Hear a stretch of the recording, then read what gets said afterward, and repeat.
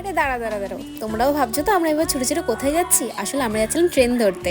আমরা অনেকক্ষণ আগে স্টেশনে গিয়ে দাঁড়িয়েছিলাম, কিন্তু ট্রেন আসতে লেট করেছিল বলেই ওই ট্রেনটা ধরার জন্য আমরা এইভাবে ছুটে ছুটে যাচ্ছিলাম।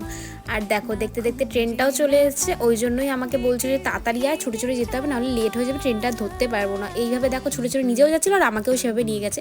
তারপর ফাইনালি আমরা ট্রেনটা ধরতে পেরেছিলাম। তারপর আমরা গেছিলাম শিয়ালদায়, ওখানে পুলকের কিছু কাজ ছিল বলে ও আমাকে নিয়ে গেছিলো। ওর যা যা কেনার ছিল ও সব কিনে নিল। তারপরে আমি একটু গেছিলাম কভার দেখতে। ফোনের কভারটা আমার খুব একটা পছন্দ হয়নি, অনেকক্ষণ দেখার পর তারপরে নিয়ে আমি, কারণ আমার মনের মতো আমি পাচ্ছিলাম না।